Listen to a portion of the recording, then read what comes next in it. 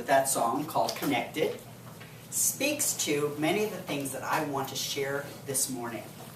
And I'm really excited because what I intended to share has already been started. And that's just the way Spirit works. So I heard Daryl say things. I heard Steve or Steven? Stephen when I'm in trouble. Steve said things. I heard Tan, I heard Mary, I heard Stephanie. The notion that we are all connected, that there is a confluence of things working out for us, connects with the notion of living in a living universe. The reading that Michael shared came from an article, a larger article, and in it, the writer identified a series of paradigms that human beings in the Western part of the world have followed. And on a broad scale, it started with just a simple, how do I get what I need? The kind of wandering, scavenging, nomadic lifestyle of just finding things, getting what it was, and then moving on. And a lot of times our lives can feel like we're just getting by on what's possible, getting by on what's in front of us. And there isn't a whole lot of planning there. It's just simply saying, oh look, this is nice, and then moving on. This looks nice, and then moving on. Because what looked nice, a lot of times people would leave behind a mess and it would stop looking nice. Now, I wouldn't say that about any of you, but I know that I have certainly been a kind of person who has lived that paradigm where I have come to a nice place and my behaviors and my attitude and my orientation have not left it in as nice a way as when I got there. So the invitation for that paradigm is, how do I respond in a way that treats every space sacred?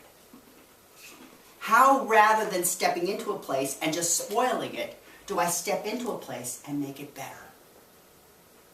How do I remember, if I were to take on the orientation of the first peoples, that I am part of a living universe, and how do I bring my own life and vitality back to it? Across the various places, the Centers for Spiritual Living, they're identifying three main points for this week to consider. The first point is the notion that every one of us is important. That every one of us is absolutely needed, absolutely an expression of the divine that has never before been expressed, and it will never be expressed again. That who each of us is something dynamic and powerful and wonderful. And if any of us were not showing up where we are showing up, that whole is diminished. Now, for just a moment, imagine that as a foundational belief. The idea of beliefs is the basis upon which we make all of our actions, all of our decisions, all of our choices. What if we were to believe that we were absolutely essential to life itself? Mightn't we look in the mirror a little bit differently if we were to realize that our coming into this life set us up to be delivering something that is unique and something that will never again have the opportunity of expressing? What would it do if we let go of, crucified, as I talked about at Easter time, crucified beliefs that do not serve us as highly as that one might? I don't know. I know that I certainly have believed that I'm not good enough. I can't do enough.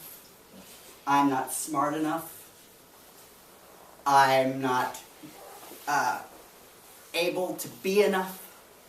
Now this just might be my own baggage, and none of you may none of you may have any capacity to relate to the not enoughness that I'm describing. In which case that you can simply feel sorry for me, and you can carry good vibes for me that I'm not sticking with that not enoughness. I suspect, though, that many things contribute to the notion of not enoughness. I don't know. Let's look at a magazine. Let's look at an advertisement. There are so many pictures about what the perfect man looks like, what the perfect woman looks like, what the perfect voice sounds like, what the perfect speech should be like, what the perfect way of being at a job is like, what the perfect way to drive is, what the perfect vehicle to drive in is like. There are so many things that are established as standards. And if I let my ground be determined by those kinds of forces, it's very easy to see if we're enough or not. So my invitation is, when those forces are coming to me, how do I respond, not from the position of victim? Oh my God, there is the perfect person, and I don't look anything like them, but if I worked out at the gym 6 times a week, I could. And then I go and I work out at the gym 6 times a week, and I still don't look like it. You know, I went 24-hour fitness. I hired that coach, worked out with that coach 4 times a week, spent hundreds of dollars, thousands of dollars. I'm still about the same. You know, my muscle to body ratio, no change. You know, I was able to lift more on those machines. I was able to run faster, run longer. I was able to run upstairs, run down the stairs. I did not change my weight one bit. I did not change my muscle mass one bit. Now, if I let go of the notion of not enough, rather than pulling on that and thinking, I'm some kind of victim, they fooled me. They made me spend hundreds of dollars. If I look that I am essential to the divine, then I can start to create an alternate story. So rather than that being the story of my not being good enough, or my not being the man that is shown on, whose abs are great on that magazine of men's fitness, yes, they won't be. If I let go of that, I have the opportunity to let something else come forward. So, that's the first point that people are talking about in this movement today. That each of us are a place through which life itself is expressing. And it is not expressing it in a low, loathsome, lacking means.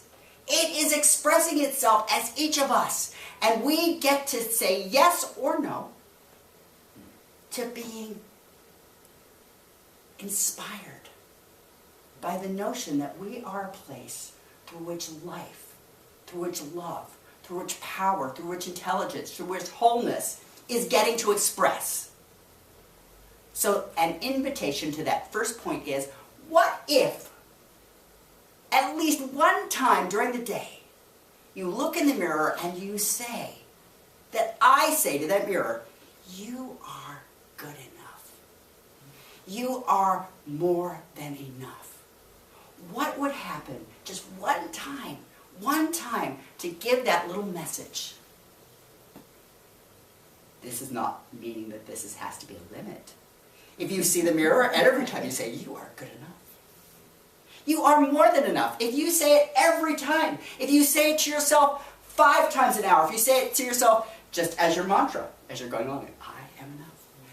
It's up to you, but the invitation is there for that first piece.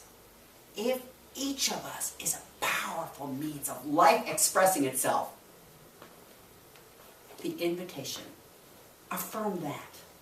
Draw on that as a belief rather than the beliefs that social media and television media and news media and all kinds of forces would have us ascribe to. Look at those and say, well, that's one path, but I don't have to go on that path. You all know that quote, there was a road less traveled, and I took the less traveled one. What if we go on those less traveled roads? The second point that people are making throughout Centers for Spiritual Living is the notion of interconnectedness. Now the song talked about being connected, protected, feeling a bond at all times. Now sometimes that can feel very difficult. Sometimes when life presents itself and things happen that do not fit with the I am enough, I am good, because it seems as if life is dumping something that's moderately unpleasant on us. You talked about being stuck in traffic, or the notion that it can be very easy to be pulled off and out of joint. The collapse of Washington Mutual, place where you work, a place where things are going a certain way, and then it bottoms out. I know that a number of people have had bottoms out experiences. It's a very easy time to feel disconnected. It's a very easy time to feel cast off, to feel set adrift.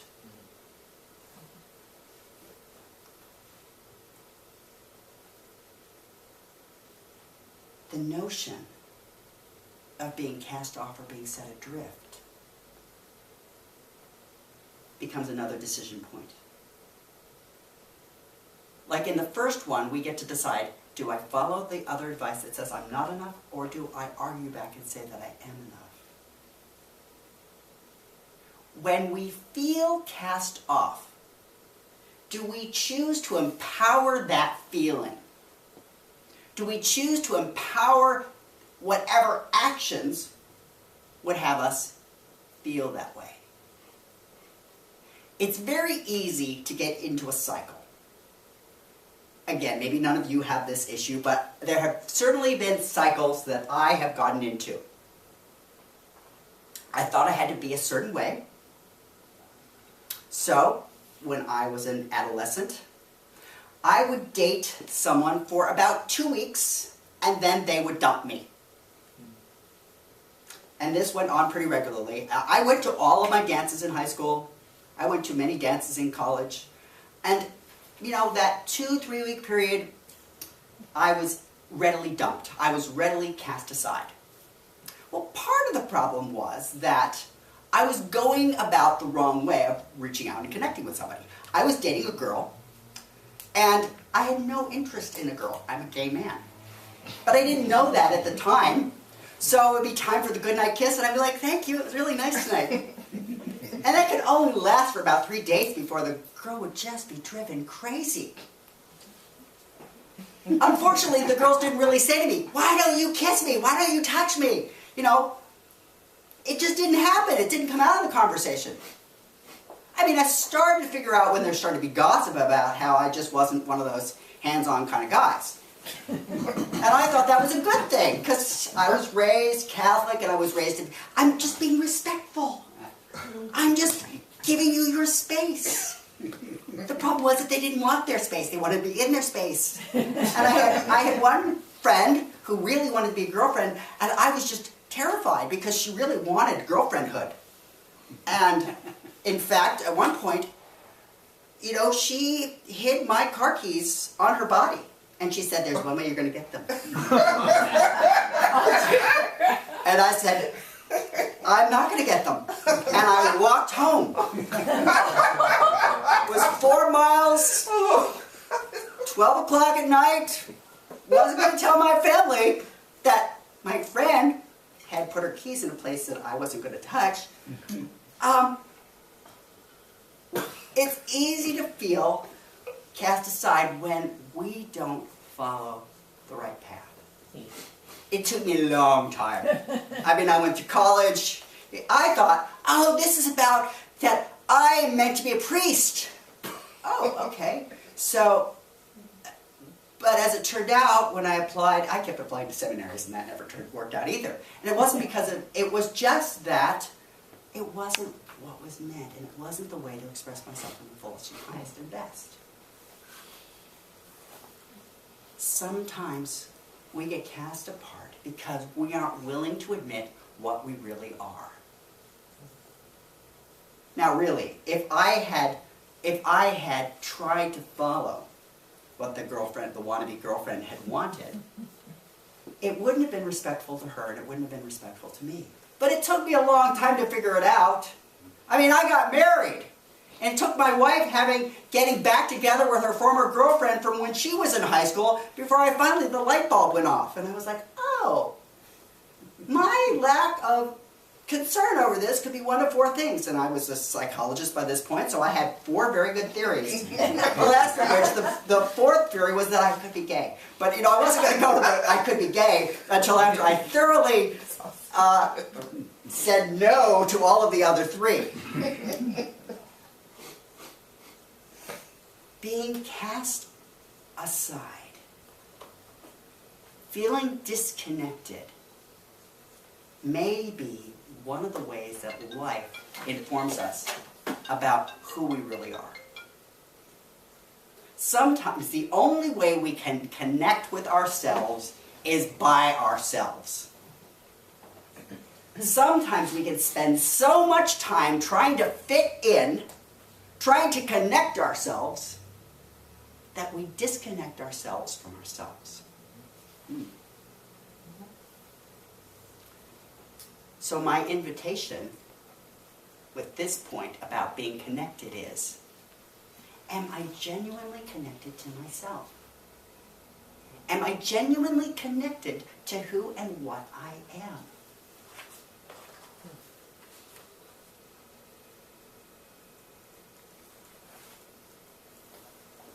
To ask that question is to take a different position.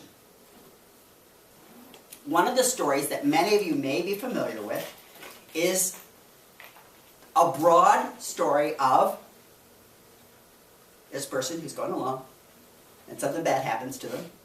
Someone did it to that person, and then someone comes along and helps that person out. Those are classic details of victim, persecutor, and hero.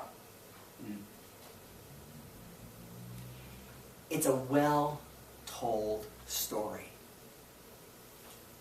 Most stories on television, you will find that there is a hero, you will find that there's a villain, you will find that there is someone who has been harmed. It's a surefire storytelling method. The problem is, because it's such a surefire storytelling method, is that sometimes we just feel compelled to act it out. We feel that we must adopt that story in order to connect.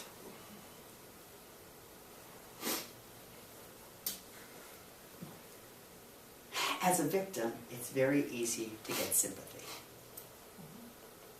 Sometimes, it's the only way we know how to connect.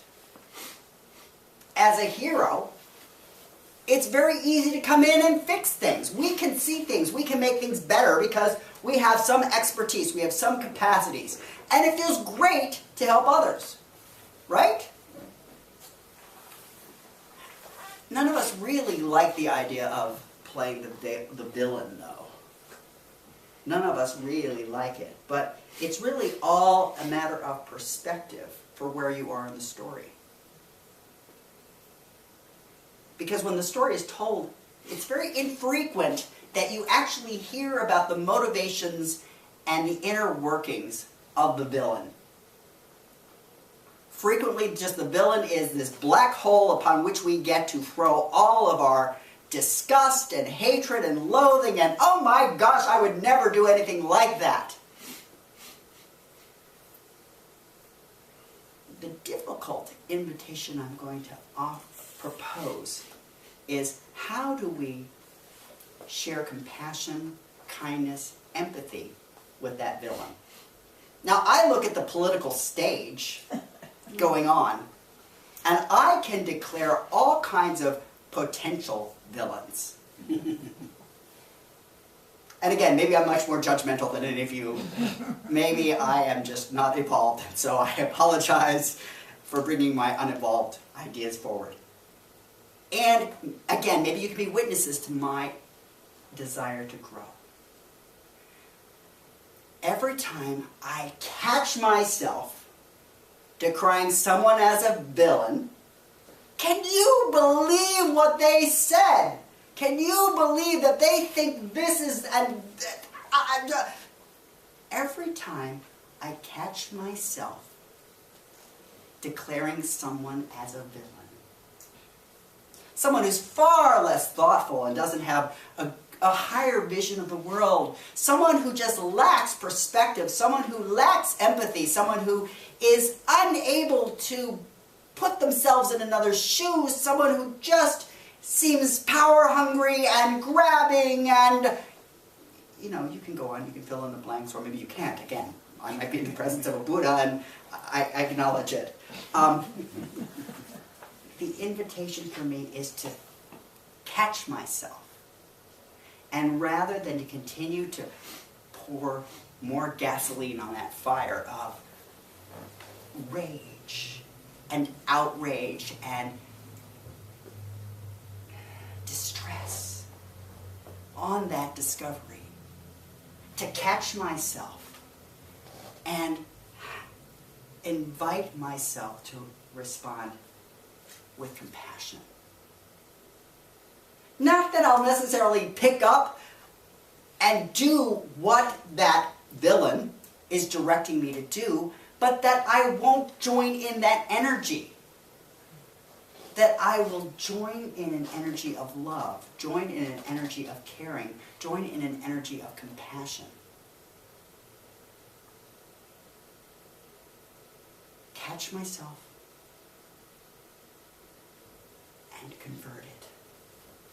Maybe imagine the person on the other side of it. Maybe imagine that that person is able to see them differently because I'm putting that energy out rather than more energy of rage.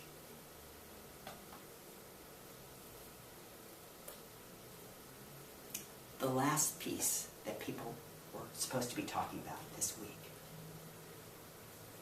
is the notion of what's called the butterfly effect and love. The butterfly effect, for any of you who aren't familiar with it, is the notion that the flapping wings of a butterfly in South America can make a change all over the world. And that love is that same kind of energy. Now, the butterfly doesn't flap its wings with the intention, I'm doing this because I know that somewhere in China something is happening. Oftentimes, I think as human beings, we really want our actions to be so consequential that this breath in is a breath for all the world, and I know I'm breathing it, and I'm spreading this goodwill throughout all the world. And we can be really hard on ourselves when we forget to be breathing in and breathing out for all the world. And that hard to ourselves then adds to the negative judgment of ourselves, so we become our own persecutor, we become our own villain, and we add to that energy. And then that has its own butterfly effect. No, again, it's a matter of becoming conscious. It's a matter of becoming deliberate about sharing love. And the great thing about this last one, though, is that the 2 points from the first part of this support being that love, being that energy. To pause and think, what is it that I believe here? To ask, am I believing not enough? Enough. I'm not asking it to be any more complex than that. Not enough? Enough.